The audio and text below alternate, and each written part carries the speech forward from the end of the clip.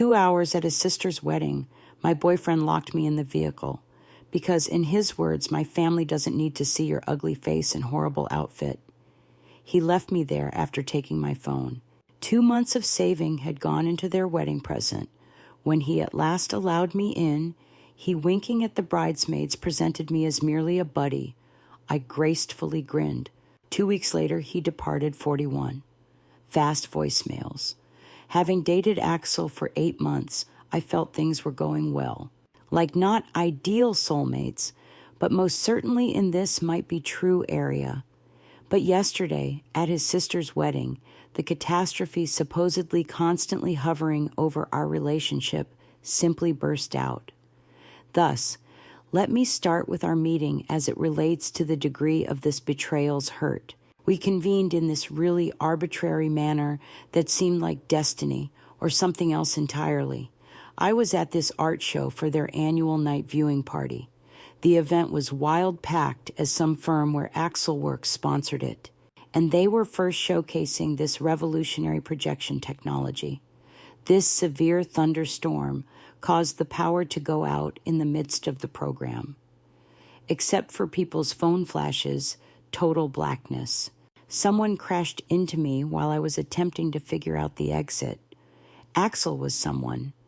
He said he was sorry by assisting me locate the toilet where I could correct a loose contact lens. Once the electricity came on, we spent hours chatting in the exhibit cafe. The most beautiful thing he had ever seen, he said, was my face lit by the emergency lights. Like, who said that? My brain gremlins were first delighted. Turn back to yesterday, fast forward, the wedding of his sister Valeria. In hindsight, his family was red flag number 1 in our relationship. I had never met them before. He always found ways to justify things. They have a lot ongoing. They reside across from one another. His sister had her wedding under preparation. Blah, blah. Still, I was going to see them at this wedding at last. I looked for the ideal outfit for weeks, not too extravagant to highlight the bride. Oppositions. Still, decent enough to provide a positive first impression. I chose this dusty rose midi dress with delicate silver floral embroidery. Seemed appropriate considering our adorable encounter. I took great care with my cosmetics. On our 6-month anniversary, put on the silver necklace Axel gave me, and the present from the wedding? Amazing. Huge lovers of anime, Valeria and her fiancé Everett had discussed wanting to honeymoon in Japan someday. To help with their travel money, I actually saved for 2 months. I assembled Japanese currency worth $1,500 plus a certificate for this Kyoto traditional tea ceremony event, all in this lovely cherry blossom hand-painted wooden box. Axel had said that it was excessive, but I wanted his family to like me. Then the wedding day shows up. Axel drives me up in his vehicle. She appears aggressive, but I consider the tension on wedding day, everything. He begins making strange remarks about my outfit while we are traveling to the destination approximately an hour outside the city. This beautiful garden setting that is what you are sporting. Isn't it a little excessive? My family leans somewhat conventional, though I spent weeks on this costume and honestly, I looked great, so I'm starting to feel anxious now. The event was scheduled to get underway at 3 o'clock, and we arrived there at 2:30. Axel parks in this rear lot behind some trees. Then he smashes it against me. You will be waiting in the vehicle. Actually, whichever. Surely he's kidding. Hence I chuckle. He is not pulling jokes here. His face becomes all tense, and he says his family is picky, and he should get ready before presenting me. I'm not sure because, as they know, I exist. We have 8 months of dating under progress. I start to probe, and he just leaps, says, and I quote, "Your terrible face and ugly clothes are not anything my family needs to see. Just wait over here." I am really in shock. He snatches my bag, pulls my phone from it, and jumps out of the vehicle before I can even start to understand what's happening. I attempt to unlock my door, but with his key fob, he locked it from the outside. I feel as if I'm stuck. I see him go away with my phone in hand, and the present I spent 2 months saving through the windscreen. I am seated there in total incredulity. Just locked me in a vehicle and stole my phone. My boyfriend did. Is this really happening? The automobile warms up, subsequently hotter. June falls here. I once again attempt the doors. Not nothing. I attempt running the horn, but we're parked far from the arena where nobody hears. Alternatively, none shows up if they do. 2. 3 hours, 2 half-hour. I found myself in the automobile. The ceremony passed and faded. I started to shed my makeup. I considered shattering a glass, but my brain kept telling me not to overact. The automobile is almost the only item of worth Axel possesses. One has to find an explanation.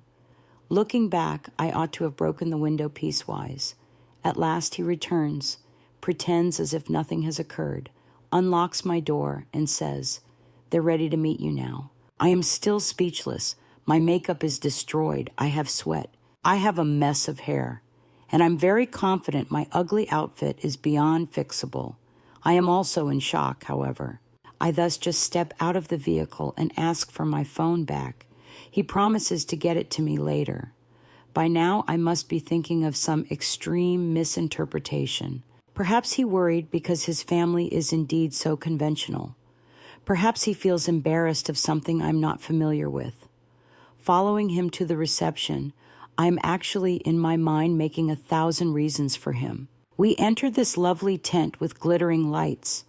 Valeria wears her wedding dress looking very beautiful. Axel guides me toward her and Everett, and even though I feel like real human trash, I grin broadly. And then the last turn from Allegiance. "Hello, sister. This is Ariel. She is merely a buddy from the office. Just pal. 86 months, that romantic encounter is lovely. I had on a silver necklace. 31 nights of sleep in my flat. Christmas as seen with my parents. All of it diminished to just a buddy. Then, he winks. Winks at the bridesmaid standing beside Valeria, who laughs and winks back. Standing there, I feel as if I live in some other world in which nothing makes sense. Valeria merely smiles and says, "Nice to meet you," seeming perplexed, but it's really her wedding day, so she turns to other guests. As Axel introduces me to relatives, cousins, uncles, the buddy from work comments again all night, always in the same odd, contemptuous manner, always glancing around the room as if in quest of someone more fascinating. I giggle. I am courteous. I say all the correct things. Since what else am I meant to do? Create a scenario during someone's wedding. Cry. He drove me 2 hours confined in a vehicle. Before the table with the cakes, I'm writing this early in the morning after. After at last retrieving my phone, Axel left me off at my apartment yesterday night, behaving as if the evening went well. Actually, he attempted to kiss me goodnight. I turned my face away, and he seemed not to even realize anything was wrong. The present for the wedding is apparently sitting among all the other presents at Valeria and Everett's home is the wedding gift I saved 2 months to purchase. Axel omitted even mentioning it came from me. I went to sleep late tonight. My head keeps playing everything again. Searching for signs I missed. Was our relationship a hoax overall? Was I only handy till something better arrived? Not sure what to do right now. Though I also want to be wise about this, I want to challenge him. Part of me wants to personally inform Valeria everything and get in touch with her immediately. There is part of me that wants to just ghost him totally.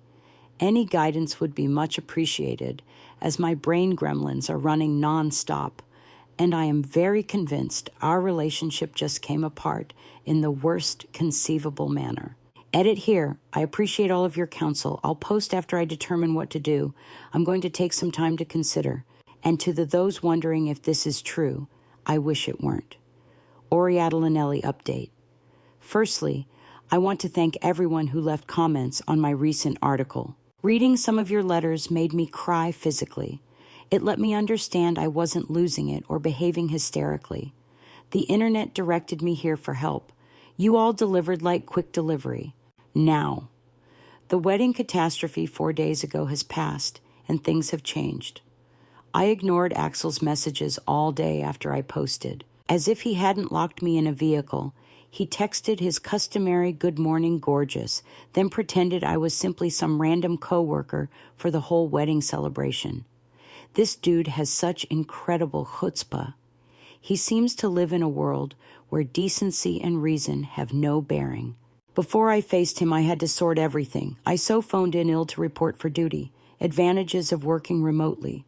Nobody knows if your puffiness of eyes results from a cold or a relationship catastrophe.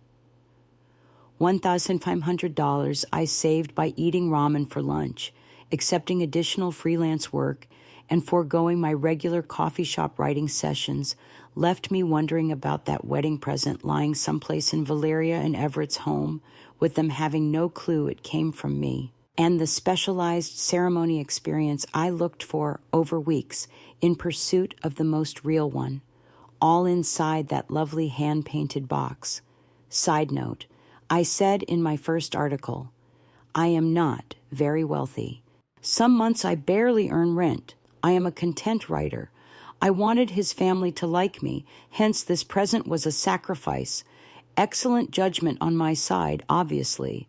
I spent the day planning. But that evening, Axel came up at my flat unexpectedly with takeaway from my preferred restaurant. Nothing had occurred. He had the guts to appear perplexed at my clearly beaming face as I answered the door. "You seem to be in trouble," he inquired, rushing past me into my flat. I presented myself as merely a buddy to everyone and straightforwardly questioned him why he locked me in the vehicle. Y'all, his justifications, not even. He mentioned his ex was at the wedding. Among the bridesmaids is one here, one who is winking. Suppression, surprise. Apparently they dated for 2 years before splitting up around 1 year ago. She dumped him, he said, and he wanted to avoid seeming like a loser moving on with someone less outstanding, less remarkable. When I questioned what it meant, I'm referencing precisely, you understand what I am referring about. Adeline comes from riches. Her dad accompanies me in golf. Well, you're rather beautiful. You are not quite country club material, however. I am practically trembling once again as I type. Then, given that he was dating me despite my socioeconomic level, he had the incredible nerve to imply this was really a compliment, that I should be grateful he finds anything in me beyond my apartment and line of work. He is unloading food on my coffee table like we are preparing to have a regular meal during the whole time he is saying this. I was so stunned I couldn't even yell at him. It was like seeing a nature video when the presenter gently describes how the snake unhinging its mouth to eat food twice its size is really very amazing. About the wedding present, I inquired, understanding what he said. Oh, sure. I told them I was the source. Valeria really impressed me. To be honest, from you, that was a touch excessive. They may have believed you were trying too hard. Something in me then simply changed, like everything suddenly came together. I could see everything so precisely at once. I begged him to go very gently. He seemed to be really perplexed. Why are you reacting so sensitively? I am just speaking honestly here. Most men would not even consider someone like you. I unlocked my door and merely gestured. He packed the food, carried the real parasite with him, departed grumbling about how I was being theatrical, and would contact him when I cooled down. When he saw I was serious, he packed. The second he departed, this strange peace enveloped me like the silence before a storm, and I knew exactly what I had to do. Researching the following day, I came across Valeria on social media and learned she and Everett would be in town for another week before heading out for a little honeymoon weekend. Their intended major excursion is for later. I also learned the address of Axel's parents. He had brought up the neighborhood before. More significantly, I saw Valeria had written about a family luncheon scheduled tomorrow night to thank everyone for attending the wedding. Just right moment for my scheme of retribution. The following 3 days were a master class in moderation. Axel continued texting, progressively becoming from bewildered, "Are you still angry?" This quiet approach is immature and infuriating. "Angry? Fine, be a bitch about it. Please chat to me, sweetheart. I miss you." To conciliatory. I answered just enough to deter him from returning to my door. "Demand room. Still learning. Speak later." I visited the bank at the same time to take another $1,500 out personally. I could hardly afford it, but right now this is about principle. I changed it to yen at this downtown specialist currency exchange facility. I got yet another exquisite package. Still really lovely, not nearly as good as the Oriental L. I even managed to schedule once again the same tea ceremony experience. I basically replicated the whole wedding present. It cleared my funds, but certain things are worth more than money. The family supper at Axel's parents' place yesterday, though naturally I wouldn't be invited, I had other plans. I contacted Axel asking if we may get together to sort things out. He said right away, glad I was at last acting sensibly. Knowing the family supper was at precisely 5 p.m., I proposed a coffee shop around 15 minutes from his parents' place. He arrived at the coffee shop radiating arrogance. I arrived already seated at a table with 2 coffees next to the rebuilt present box. The exchange was quick. I inquired if he knew why his behavior at the wedding offended me. He believed I was overreacting, even though he offered some half-hearted apologies about having a lot on my mind with my ex there. He then caught sight of the box. "In what sense is that?" "Her wedding present for you. I produced another present because you claimed credit for my first." He laughed too. "You are not acting seriously. That is nonsensical. Your actions will be what? Send it her via mail." Grinning, I responded, "No, I'm going to bring it personally to her. Right here, his visage. AWG. The color vanished entirely. "About what?" "I understand tonight's family supper. I'm going to drop over to introduce myself." Correctly this time. Saying I couldn't do that, he began to panic. His relatives would not get it. I would make him seem foolish. That's when I delivered the phrase I had been practicing in my brain for many days. "Not going to make you look bad, Axel. You have previously treated yourself in such way. I'm only speaking the truth." Rising, I picked my present and left. He followed me, alternately threatening and pleading, but before he could stop me, I got into Uber. I could see him furiously phoning someone on his phone, perhaps alerting his family, but it was too late as the vehicle drew away. At 5:45 p.m., early enough that not everyone would be there yet, but late enough that Valeria and Everett would surely have come, my Uber deposited me at the residence of her parents. Heart thumping fast, I knocked on the door with a present. The door opened to a lady like Axel's mother. She presented a polite but perplexed gaze.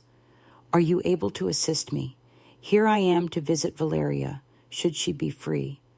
I have something just for her." Inside, I heard Valeria's voice. "To whom is it?" Then she showed up at the doorway. She flicked a recognition over her face. "You are the wedding guest, friend?" I gave a grin. "Actually, I wanted to chat to you about just this. Mrs. Parker allowed me in even if she wasn't sure. The home was nice, pictures everywhere, supper making in the kitchen under progress. Everett was assisting with table setup. In the living room, an elderly guy, clearly must be Axel's father, was watching TV. Valeria brought me to a quiet living room corner. I handed over the present package to her. "For you and Everett, here is, high on your marriage."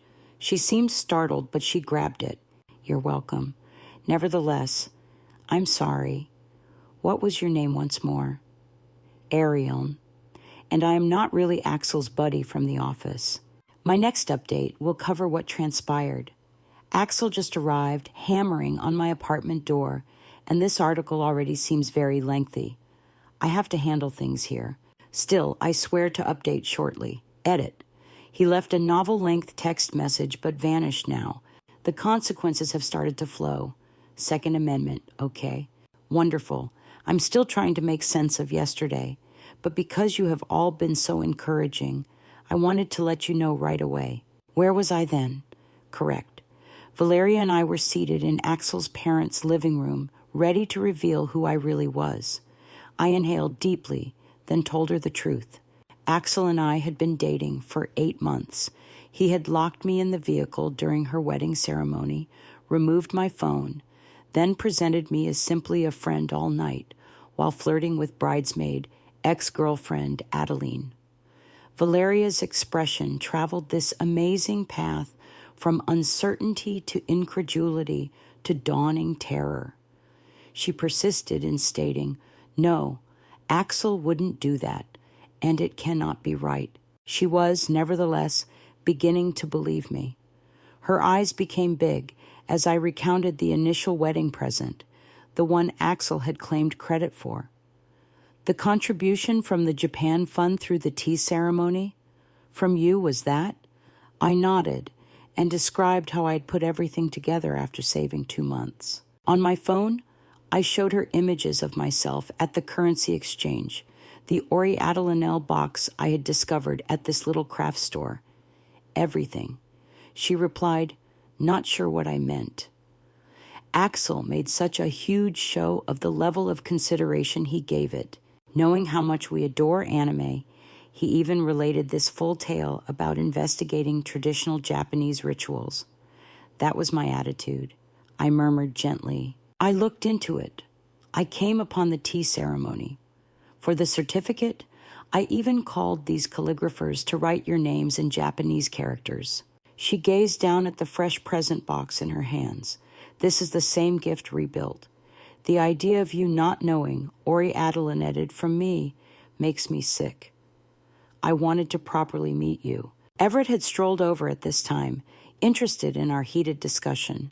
Valeria filled him very fast, her voice becoming more agitated with every syllable.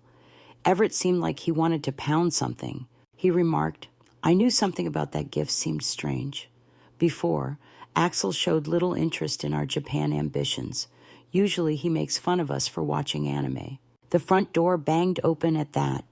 Axel came in, out of breath, as he had been sprinting.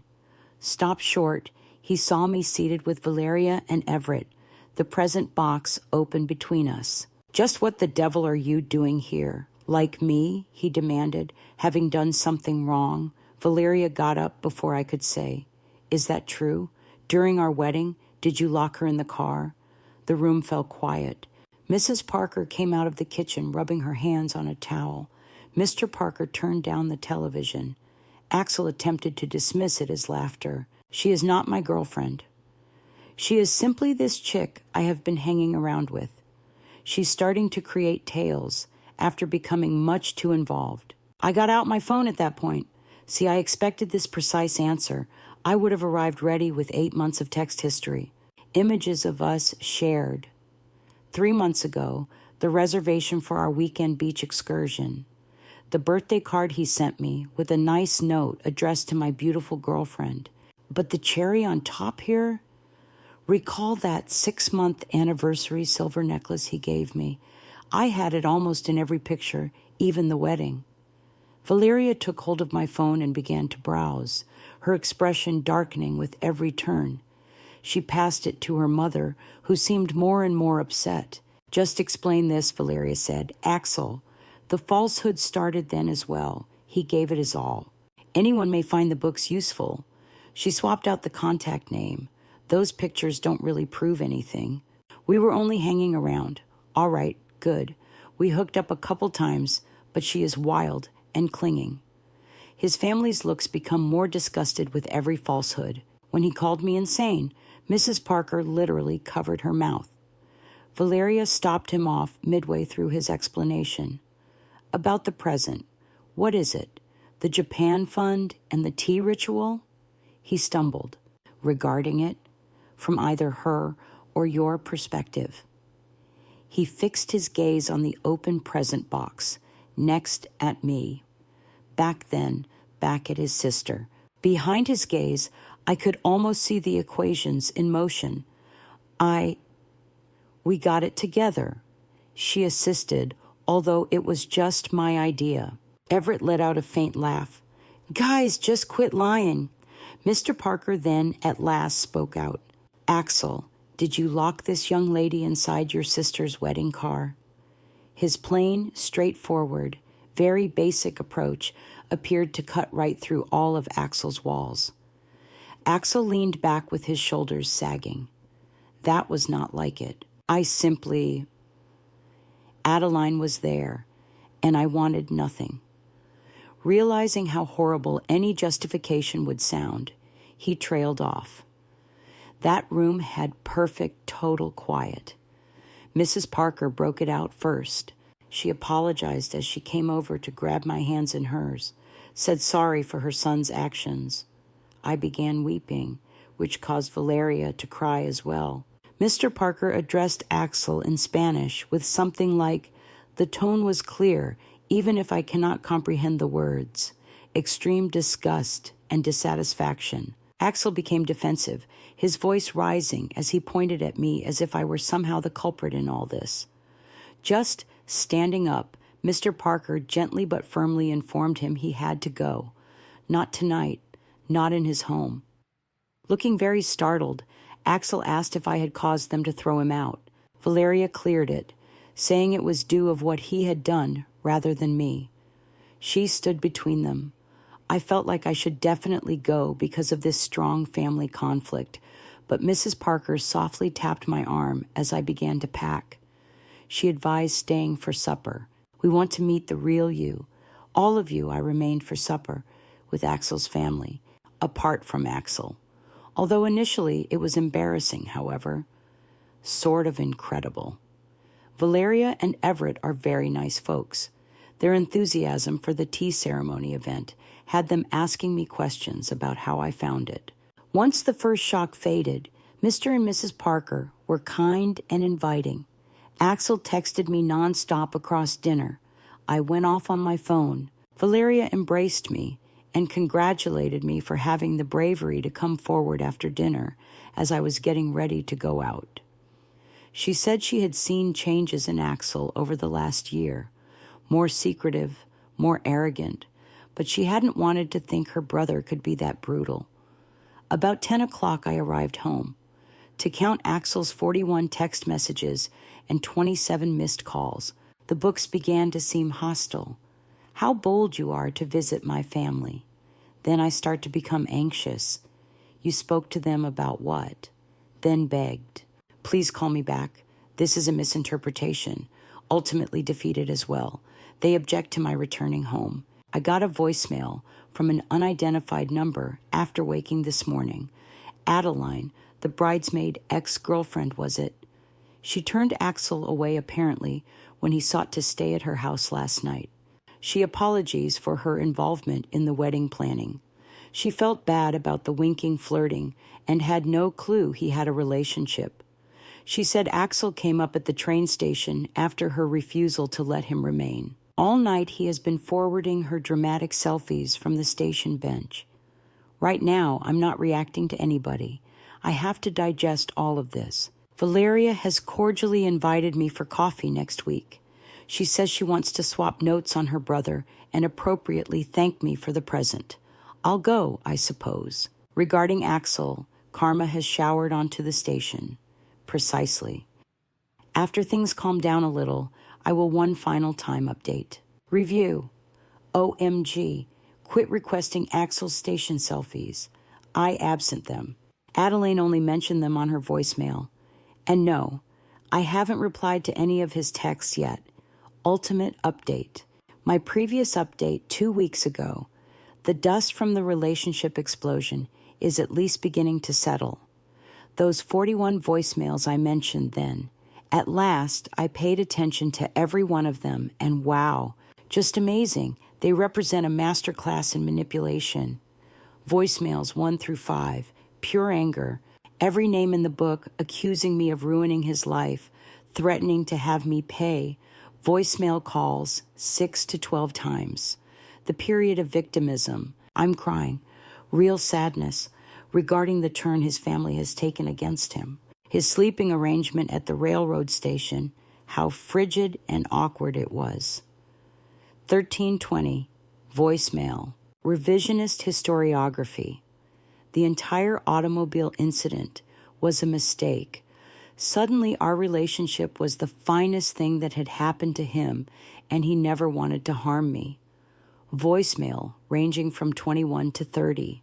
Persuasion, promises to compile it for me, to properly introduce myself to everyone, to reimburse the wedding present cost. Voicemail ranging from 31 to 41. Despair. More teary-eyed. Kindly just give me a call back. I have nowhere to run to. I am ready to do anything. Left at 4:37 a.m. The last one spent 2 whole minutes just breathing and sometimes sniffling. I replied to none of them. Rather, I met Valeria as scheduled for coffee. She was even more laid back in a casual context. Actually, we have a lot in common going beyond her horrible brother. 3 hours of conversation were had. She brought me up on the family's fallout. Axel has been quite cut off. Not just monetarily, but that too. Apparently, even with his successful IT career, his parents were still assisting with his rent. Still emotionally, however. His dad made it plain that he is not allowed at family functions unless Axel displays real regret and changes conduct. Last week, Axel went to crash Sunday dinner, and his mother practically turned him away at the door, presumably citing something about reaping what you sow. Valeria said he has been fervently trying to persuade everyone I am unstable and manipulative, but none of them are believing it. Particularly the tale of the wedding present has become family legend. Valeria checked to see everyone understood what he'd done. She said Axel had always been the golden kid who could never do wrong. Presumably my visit was the first time his parents had ever seen conclusive proof of his actual nature. For them, the epiphany has been terrible. Actually, I have been messaging a little, and Adeline, the bridesmaid ex-friend, has been too. As it happens, Axel was feeding her a somewhat different narrative throughout the wedding. Told her I was his clinging colleague with boundaries problems who had asked me to the wedding. She suffers greatly over the entire situation. Regarding me, I'm okay. Actually, more than fine. There have been depressing times of uncertainty. Still, 8 months is 8 months. Even yet, it was with someone dressed in sheep's clothes, a wolf in sheep's clothes. Generally, however, I feel free, like I just barely avoided a romance that would have gradually brought me down. In the mail yesterday was a package. Valeria and Everett sent it to me. A lovely handcrafted diary with a message saying, for our new acquaintance who cleared our view, anticipate, not reverse. I spent an hour crying physically. About 3 days ago, Axel stopped phoning at last. Valeria told me he was living with some gaming friend, and she began telling others he broke up with me because I was too poor. Traditional final resort. One last frantic attempt to save face before vanishes. Some updates on pragmatic concerns since others have inquired. The first present for the wedding. Valeria and Everett insisted on reimbursing me for both presents. First, I objected, but they were persistent. We settled on something like this. Half is paid for by them, and as their guest, I accompany them to Kyoto's tea conference. They offered me to participate for part of their postponed Japan vacation till next spring. My income. Although the double gift scenario cleared my funds, I should be back on target in a few months after picking up some more freelancing employment. Worth every dollar for the way Axel looked at me at his parents' place. My present housing circumstances. Though Axel never had a key, I changed my locks, simply being careful, and put a little security camera near my door. Fortunately, He does not show any indication of attempting to visit. Getting married? LOL, not at all. My heart needs some very serious healing time. I sat on my balcony last night with my new diary and wrote about everything that transpired. I considered how sometimes our only view of others is what we wish to see. How long after reality has altered the picture we have of someone stays with us. I suppose relationships may be like that as well. We sometimes hang on to a concept that has already passed. We just do not yet know it. Right now, I'm not sprinting toward any of them. I'm happy to be here now, appreciating what I have and concentrating on myself, to develop awareness and strength, to realize that there is always a road ahead, even in cases when things seem unbearable. Modify. This is my last update on the matter. Many of you have inquired as to whether I have heard from Axel more recently. Not much important. Just some arbitrary ideas from your writing that I have disregarded. At last, our distance is calm, and I am retaining that as well.